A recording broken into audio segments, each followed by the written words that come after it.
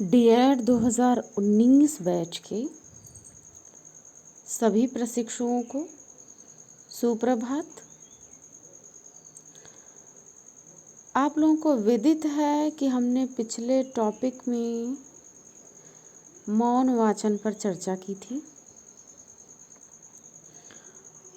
अब हम मौन वाचन के महत्व को समझेंगे। आप लोगों ने मौन वाचन के बारे में तो समझ लिया होगा अच्छे तरीके से। मौन वाचन क्या होता है, यह कितने प्रकार का होता है, एक बार फिर से रिवाइज कर लेते हैं हम। मौन वाचन लिखित सामग्री को चुपचाप बिना आवाज़ निकाले पढ़ना, यानी मौन होकर पढ़ना, बिना आवाज़ निकाले पढ़ना। किसी लिखित सामग्री को चुपचाप पढ़ना या मौन होकर पढ़ना मौन वाचन कहलाता है।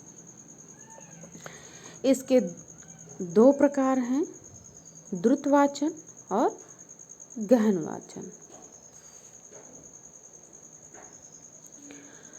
आज हम उसके महत्व के बारे में चर्चा करेंगे। तो मौन वाचन का क्या महत्व होता है, इसे थोड़ा विस्तार से जानेंगे, क्योंकि इसका प्रश्न जो है परीक्षा में भी आता है। नंबर 1 है, मौन वाचन में थकान कम होती है, क्योंकि इसमें वाग यंत्रों पर जोर नहीं पड़ता। कहा जाता है ना कि शरीर जितना ही एक्टिव होगा एनर्जी उतनी ही माइनस होगी। तो शरीर के जितने अंग एक्टिव होंगे उतनी मात्रा में ऊर्जा खर्च होगी। तो यदि हम बोल करके पढ़ते हैं यानी सस्वर वाचन, तो उसमें वाग यंत्रों का भी प्रयोग करते हैं, मस्तिष्क में सोचने का भी प्रयोग करते हैं, आंखें देखने का भी प्रयोग करती हैं। तो इसमें एनर्जी ज़्यादा वेस्ट होती है। लेकिन यदि हम मौन वाचन करते हैं तो उसमें मस्तिष्क, आंखें और दो ही चीज़ों का उपयोग होता है। वाग यंत्रों पर जोर नहीं पड़ता है, जिससे थकान कम लगती है और हम कम समय में अधिक से अधिक मैटर को पढ़ते हैं। दूसरा है, मौन वाचन में नेत्रों तथा मस्तिष्क सक्रिय रहते हैं। मौन वाचन में नेत्र तथा मस्तिष्क सक्रिय रहते हैं। मौन वाचन के समय पाठक एकाग्रचित्त होकर ध्यान केंद्रित कर पढ़ता है, क्योंकि इसमें आंखें देखने का काम तो करती हैं पर मस्तिष्क बिल्कुल एकाग्र होकर सोचता है। बोलने में हमारी जो ऊर्जा या फिर हाव भाव पे खर्च होती है वह नहीं होती है और मन बिल्कुल शांत और एकाग्रचित्त होता है, जिससे पढ़ा हुआ मैटर अच्छी तरीके से समझ में आता है। मौन वाचन अवकाश का सदुपयोग करता है। जैसे खाली समय है या हम कहीं यात्रा वगैरह में भी जाते हैं तो मैगजीन, पेपर इत्यादि उठा लेते हैं और चुपचाप उसको पढ़ने लगते हैं। या फिर खाली बैठे हैं तो भी हम पेपर उठा लेते हैं, मैगजीन उठा लेते हैं तो पढ़ते रहते हैं। तो ये खाली समय का सदुपयोग भी है। मौन वाचन में समय की बचत होती है। इसमें एक विद्वान का मत दिया हुआ है। श्रीमती ग्रे एवं रीस के एक परीक्षण द्वारा यह पता चलता है कि कक्षा 6 के बालक 1 मिनट में सस्वर वाचन में 170 शब्द बोलते हैं, किंतु मौन वाचन में इतने समय में 210 शब्द बोल लेते हैं। सोचिए, 170 शब्द वो बोल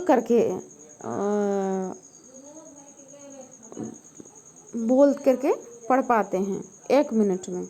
लेकिन यदि उन्हें मौन वाचन करना होता है यानी चुपचाप पढ़ते हैं तो 210 शब्द तक वो बोल ले जाते हैं।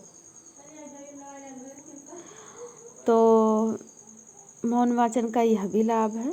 अगला पॉइंट है, मौन वाचन कक्षा में अनुशासन बनाए रखने में सहायक होता है। यह बहुत ही महत्वपूर्ण बात है छोटे बच्चों में ख़ास करके। यदि बच्चे बोल बोल के पढ़ते हैं तो एक दूसरे को डिस्टर्ब भी करते हैं और कक्षा का वातावरण बहुत ही कोलाहलपूर्ण होता है।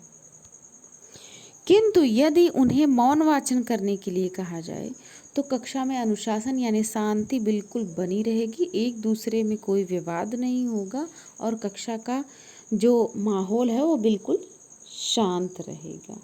स्वाध्याय की रुचि जागृत करने में मौन वाचन सहायक है।